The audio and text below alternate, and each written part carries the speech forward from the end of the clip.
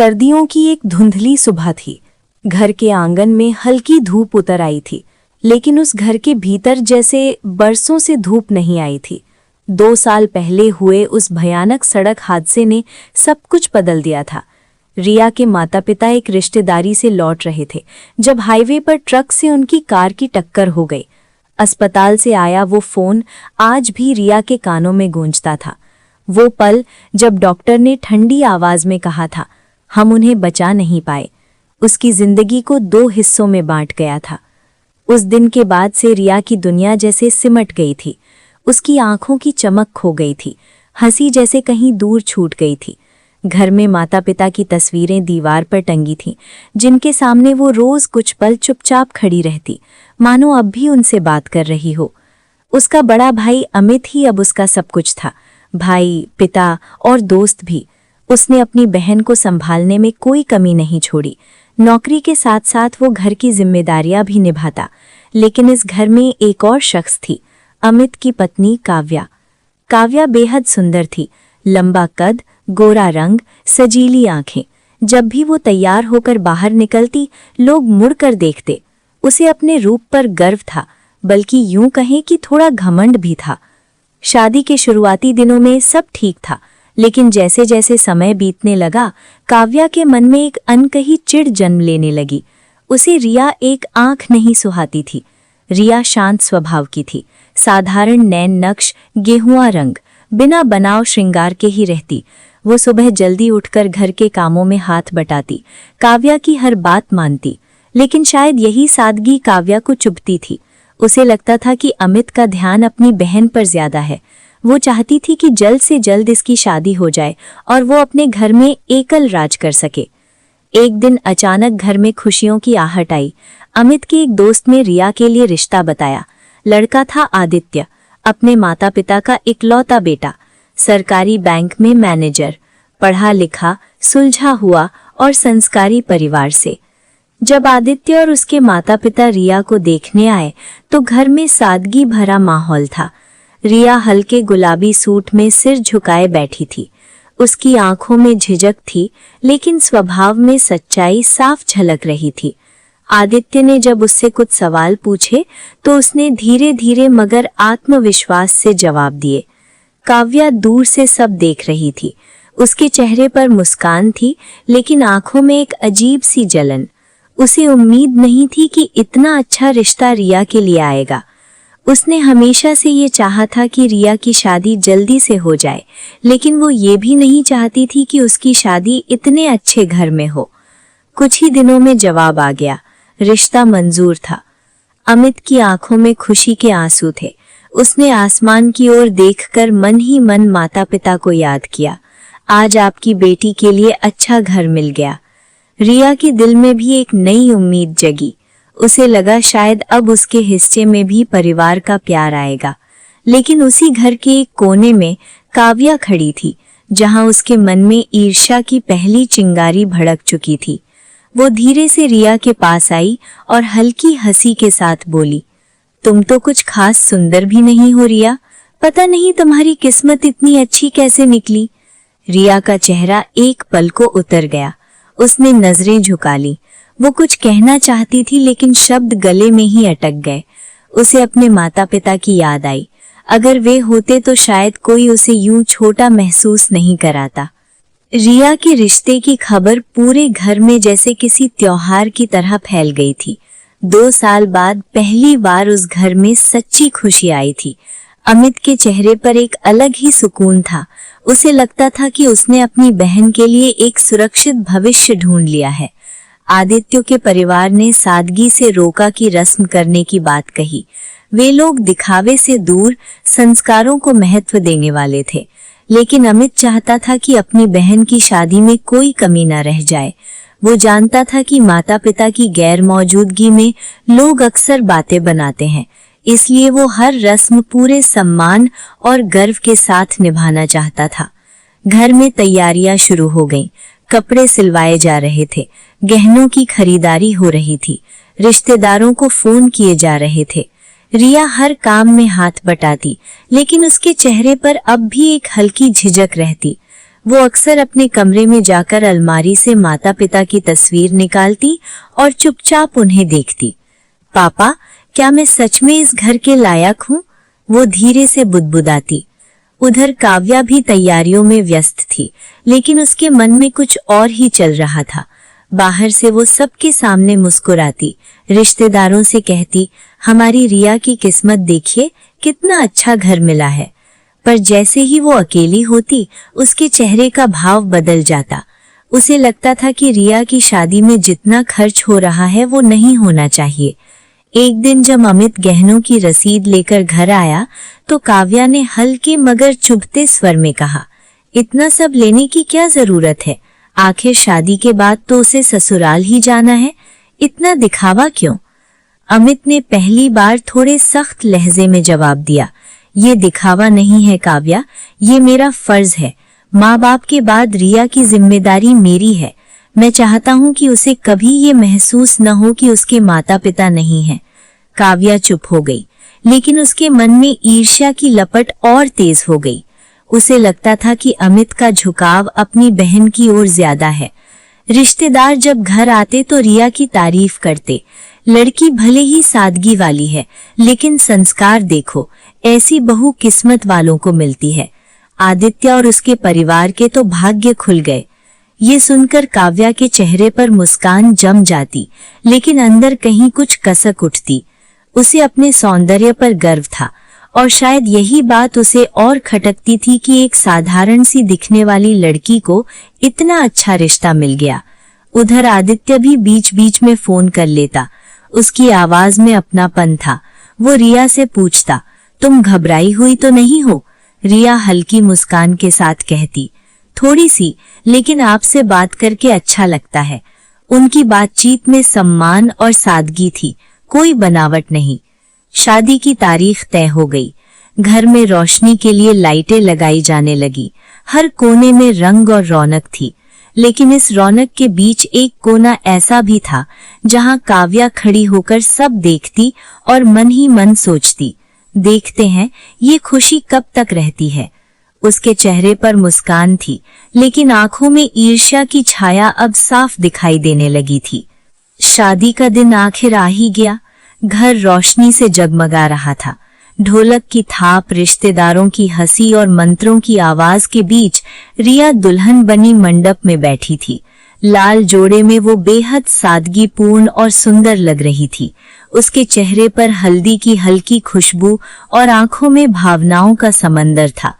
फेरे लेते समय उसने एक पल के लिए आसमान की ओर देखा। उसे लगा जैसे उसके माता पिता कहीं ऊपर से उसे आशीर्वाद दे रहे हों। अमित ने जब बहन का कन्यादान किया तो उसकी आंखें भर आईं। वो जानता था कि आज वो अपनी सबसे बड़ी जिम्मेदारी निभा रहा है। विदाई का समय आया तो रिया फूट फूट कर रो पड़ी। वो सिर्फ घर नहीं छोड़ रही थी, वो अपने माता पिता की यादों से भरे उस आंगन को पीछे छोड़ रही थी। अमित ने उसे गले लगाकर कहा, तू कभी अकेली नहीं है रिया, मैं हमेशा तेरे साथ हूँ। दूर खड़ी काव्या सब देख रही थी। उसके चेहरे पर जलन का भाव था, लेकिन मन में एक अजीब सी राहत भी। अब रिया इस घर से विदा हो रही थी। ससुराल पहुंचते ही रिया का स्वागत पूरे सम्मान के साथ हुआ। आदित्य के माता पिता ने आरती उतारी और प्यार से कहा, बहू नहीं लक्ष्मी बनकर आई हो। रिया के लिए ये शब्द अनमोल थे। उसे लगा जैसे सच में वो इस घर में अपनाई जा रही है। पहले ही दिन से आदित्य ने उसका हर कदम पर साथ दिया। उसने रिया से कहा, ये घर अब तुम्हारा है, यहाँ किसी बात से डरने या झिझकने की जरूरत नहीं। रिया धीरे धीरे घर के काम सीखने शुरू किए। सास उसे रसोई में सिखाती तो ससुर जी उसकी बनाई चाय की तारीफ करते। हर छोटी बात पर उसे प्रोत्साहन मिलता। आदित्य अपने माता पिता का इकलौता बेटा था, इसलिए घर का सारा ध्यान उसी पर रहता था, लेकिन उसने कभी रिया को अकेला महसूस नहीं होने दिया। ऑफिस से लौटकर वो दिन भर की बातें साझा करता, उसकी पसंद नापसंद पूछता और कभी कभी उसे बाहर घुमाने भी ले जाता। रिया को ये महसूस होने लगा था कि भगवान ने उसे एक बहुत ही सुंदर तोहफा दिया है।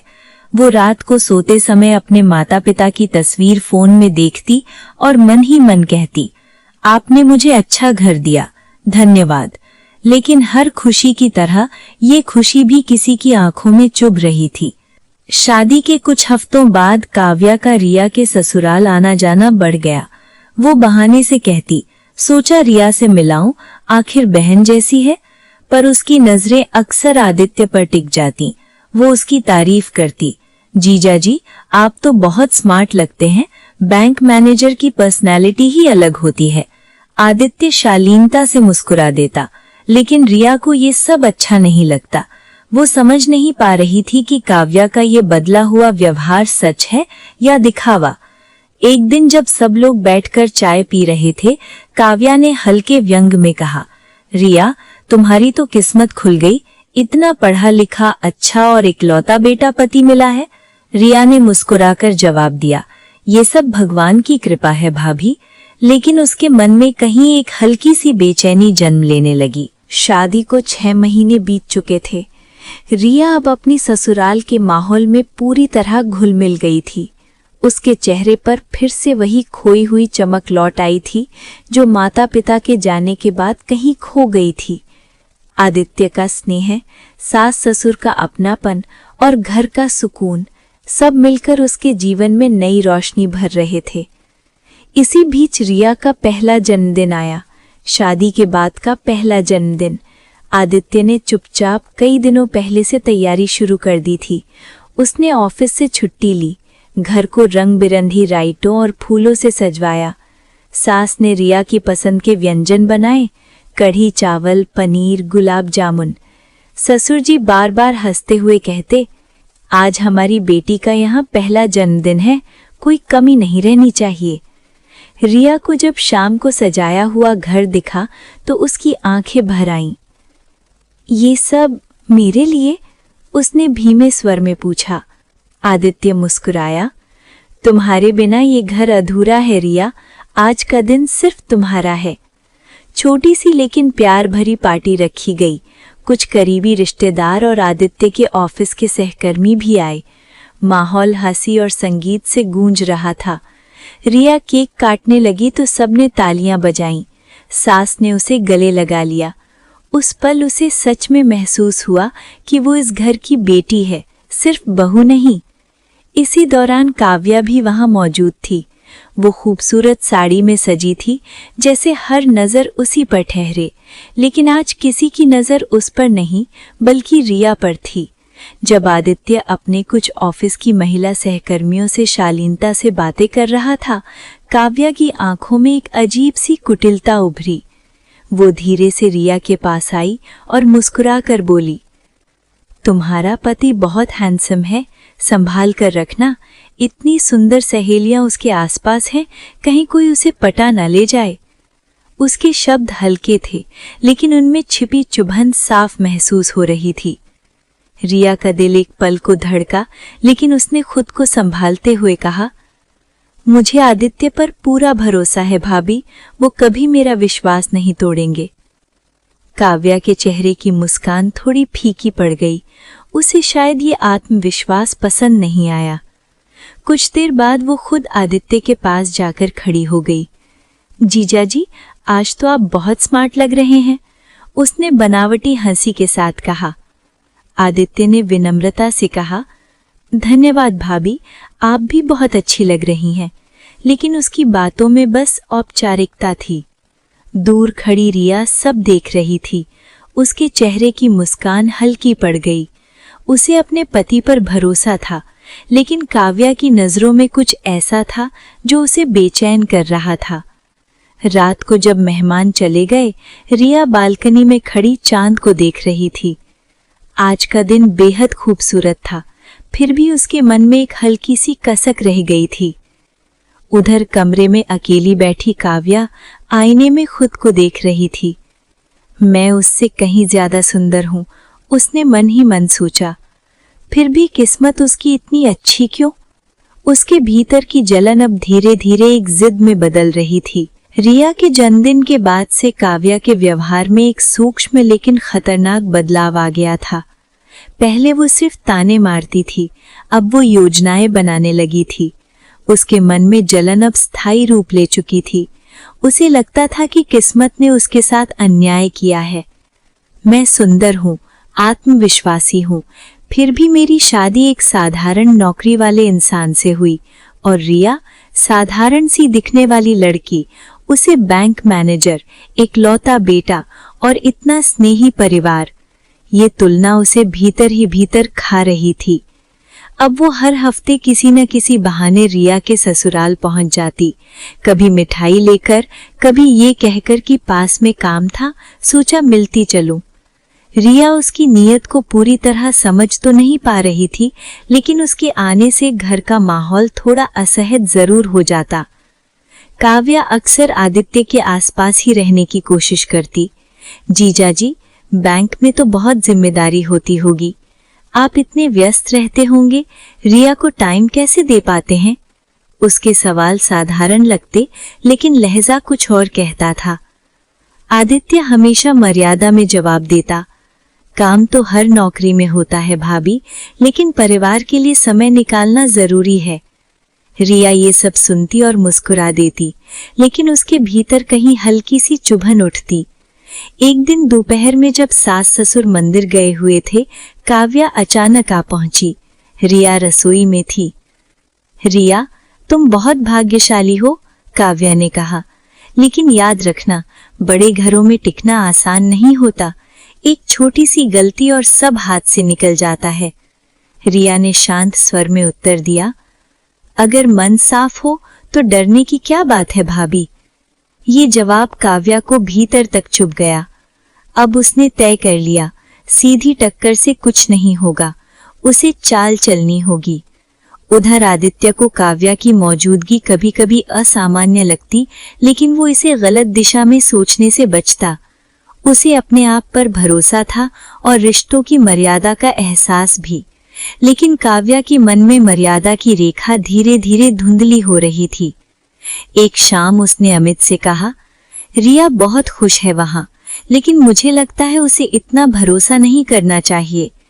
अमित ने आश्चर्य से पूछा, क्या मतलब?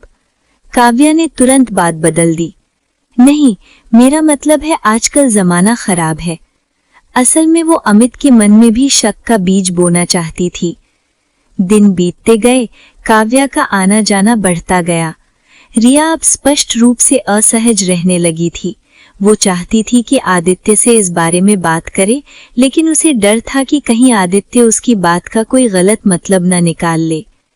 एक रात उसने हिम्मत करके कहा, आदित्य, भाभी का बार बार आना मुझे थोड़ा अजीब लगता है। आदित्य ने गंभीर होकर जवाब दिया, अगर तुम्हें असहजता हो रही है तो मैं खुद उनसे दूरी बना लूंगा। तुम्हारी शांति मेरे लिए सबसे जरूरी है। ये सुनकर रिया का मन हल्का हो गया, लेकिन उसे क्या पता था कि काव्या अब आखिरी और सबसे खतरनाक चाल चलने की तैयारी कर चुकी है। काव्या की जलन अब हद पार कर चुकी थी।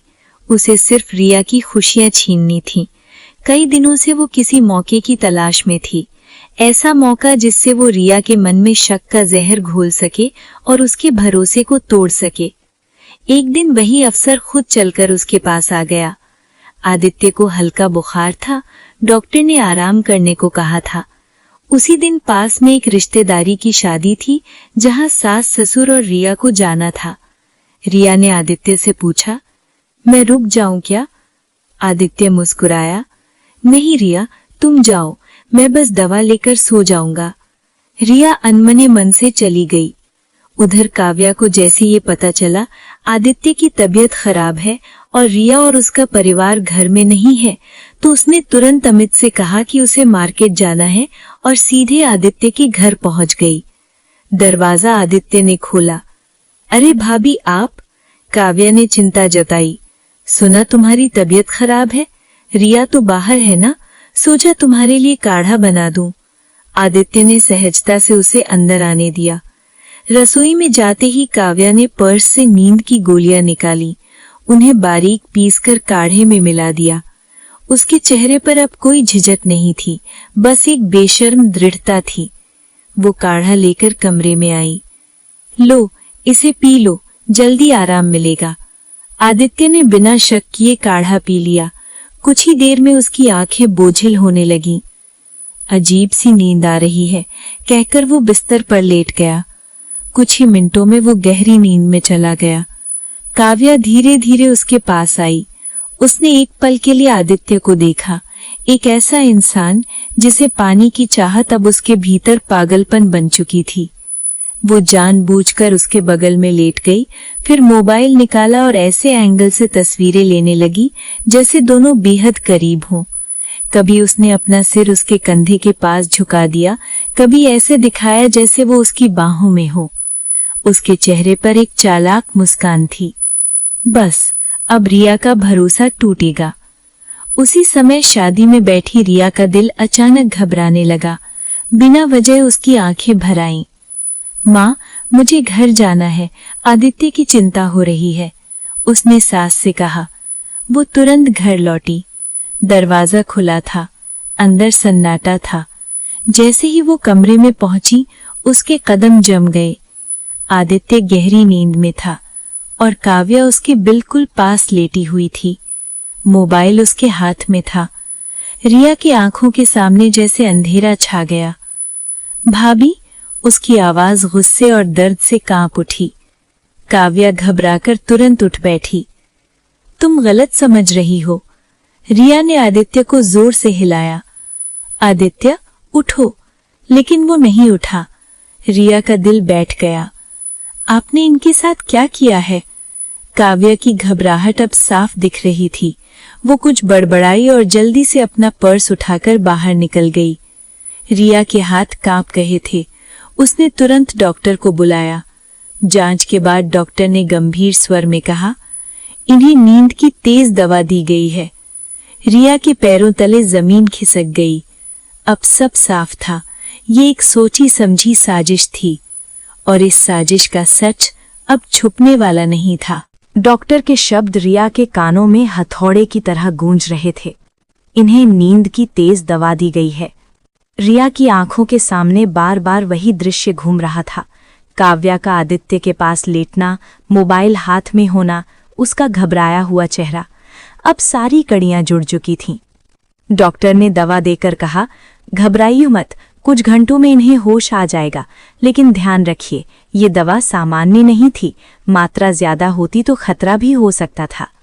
रिया का दिल सिहर उठा। बात सिर्फ इज्जत या शक की नहीं थी, ये तो जानलेवा भी हो सकता था। कुछ घंटों बाद आदित्य ने धीरे धीरे आंखें खोलीं। वो कमजोर लग रहा था। रिया, तुम आ गई? रिया की आंखें भर आईं। उसने कांपते स्वर में पूछा, आपको याद है क्या हुआ था? आदित्य ने माथे पर हाथ रखते हुए कहा, तुम्हारी भाभी आई थी, कह रही थी कि काढ़ा बना देती हूँ। मैंने पिया, उसके बाद सब धुंधला हो गया, बस बहुत तेज नींद आई, फिर कुछ याद नहीं। रिया की आंखों से आंसू बह निकले। अब कोई शक बाकी नहीं था। उसने तुरंत अपने भाई अमित को फोन किया। भैया, मुझे आपसे जरूरी बात करनी है। उसकी कांपती आवाज सुनकर अमित घबरा गया। क्या हुआ रिया? रिया ने पूरी घटना बताई। काढ़ा, नींद की दवा, काव्या का पास लेटना, तस्वीरें लेना। फोन की दूसरी तरफ कुछ पल सन्नाटा रहा। फिर अमित की आवाज आई, भारी और गुस्से से कांपती हुई, तुम वहीं रहो, मैं अभी आता हूं। कुछ ही देर में अमित वहां पहुंच गया। उसके चेहरे पर अविश्वास, आक्रोश और शर्म सब एक साथ थे। उसने आदित्य से खुद पूरी बात सुनी। आदित्य ने साफ कहा, मैंने उन्हें सिर्फ काढ़ा बनाने दिया था, उसके बाद मुझे कुछ याद नहीं। अगर रिया समय पर न आती। अमित का सिर झुक गया। उधर घर पहुंचकर उसने काव्या से सवाल किया, क्या तुम आदित्य के घर गई थीं? काव्या ने पहले तो झूठ बोलने की कोशिश की, नहीं, मैं तो मार्केट गई थी। लेकिन जब अमित ने सख्त स्वर में कहा कि डॉक्टर ने दवा की पुष्टि की है और आदित्य ने सब बता दिया है, तो काव्या के चेहरे का रंग उड़ गया। फिर भी उसने आखिरी कोशिश की, रिया मुझसे जलती है, इसलिए मुझ पर झूठा इल्जाम लगा रही है। अमित की आंखों में दर्द उतर आया। रिया ने कभी किसी से जलन नहीं की, लेकिन तुमने जो किया वो सिर्फ मेरी बहन के साथ नहीं, मेरे विश्वास के साथ भी धोखा है।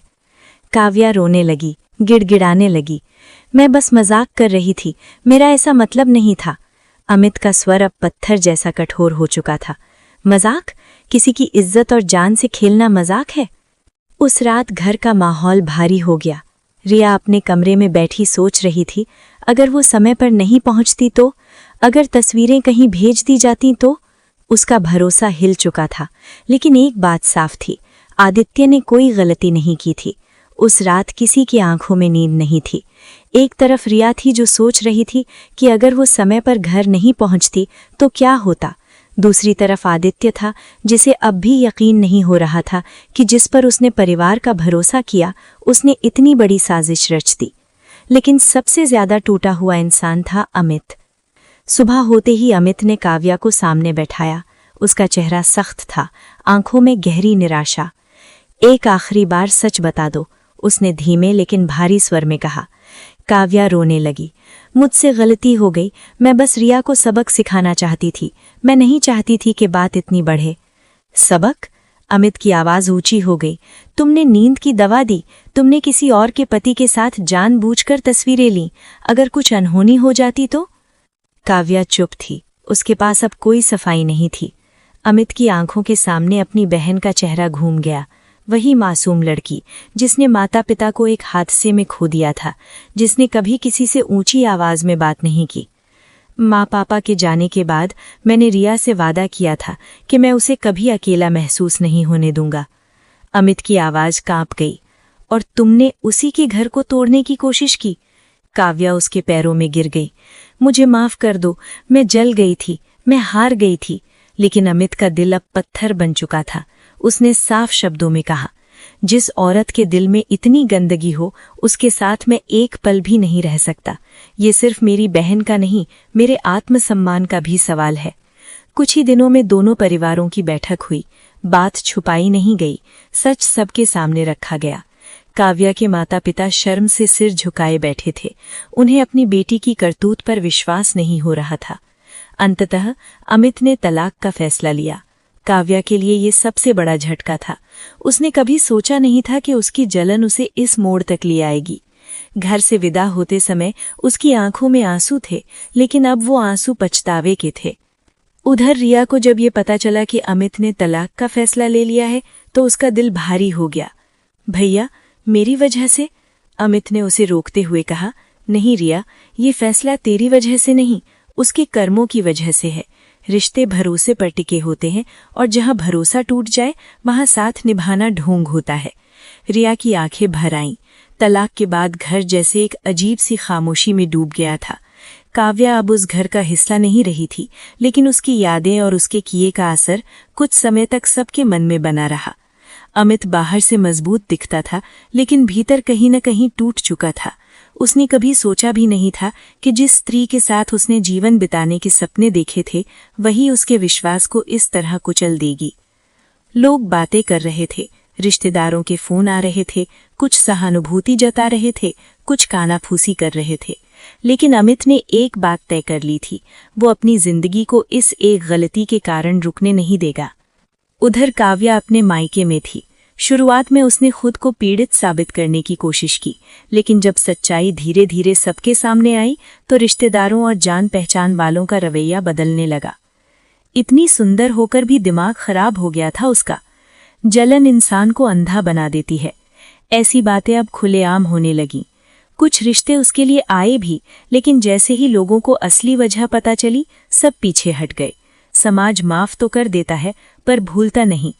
काव्या को अब एहसास हो रहा था कि उसने सिर्फ एक घर नहीं, अपना भविष्य भी दांव पर लगा दिया। वो अक्सर आईने में खुद को देखती और सोचती, क्या सच में मेरी सुंदरता इतनी बड़ी थी कि मैंने सब कुछ खो दिया? उधर रिया और आदित्य की जिंदगी धीरे धीरे फिर सामान्य होने लगी। आदित्य ने एक दिन रिया से कहा, अगर उस दिन तुम समय पर नहीं आती तो पता नहीं क्या होता। तुमने सिर्फ हमारा रिश्ता नहीं, मेरी इज्जत भी बचाई। रिया ने शांत स्वर में जवाब दिया, मैंने कुछ नहीं किया, बस भगवान ने मुझे सही समय पर घर भेज दिया। रिया पहले से ज्यादा आत्मविश्वासी हो चुकी थी। उसे समझ आ गया था कि रिश्ते विश्वास से चलते हैं, शक से नहीं। अमित अक्सर अपनी बहन के घर आता। अब उसके और रिया के बीच पहले से भी ज्यादा गहरा रिश्ता हो गया था। एक शाम रिया ने आदित्य से कहा, भैया अकेले हैं, मुझे उनके लिए चिंता होती है। आदित्य ने मुस्कुराकर कहा, हर रात के बाद सुबह जरूर आती है, भैया की जिंदगी में भी आएगी। और सच में समय धीरे धीरे सबका घाव भरने लगा। काव्या की चमकती दुनिया अब सिमट चुकी थी और दूसरी तरफ रिया के जीवन में स्थिरता और सुकून था। समय ने अपना काम शुरू कर दिया था। जिसने गलत किया वो अपने कर्मों के परिणाम झेल रहा था और जिसने सच्चाई का साथ दिया उसकी जिंदगी में फिर से उजाला लौट रहा था। समय धीरे धीरे अपने घाव भर देता है। काव्या के जाने के बाद अमित ने खुद को पूरी तरह काम में झोंक दिया था। वो पहले से ज्यादा शांत और गंभीर हो गया था। रिश्तों पर उसका विश्वास डगमगा चुका था, लेकिन पूरी तरह टूटा नहीं था। रिया अक्सर अपने भाई के बारे में सोचती। उसे लगता था कि जिस तरह अमित ने उसके लिए हर मुश्किल में ढाल बनकर खड़ा रहा, अब उसकी बारी है कि वो भाई की जिंदगी में फिर से खुशियां लाए। एक दिन रिया की सास ने उससे कहा, बेटा, हमारे रिश्ते में एक लड़की है, सोनल, बहुत संस्कारी, पढ़ी लिखी और समझदार। अगर तुम्हें ठीक लगे तो अमित के लिए बात आगे बढ़ाई जाए। रिया ने पहले आदित्य से सलाह ली। आदित्य ने मुस्कुराकर कहा, अगर लड़की अच्छी है और भैया तैयार हों तो क्यों नहीं, हर इंसान को दूसरा मौका मिलना चाहिए। सोनल सच में बहुत सादगी भरी और समझदार लड़की थी। न रूप का घमंड, न दिखावे की चाह।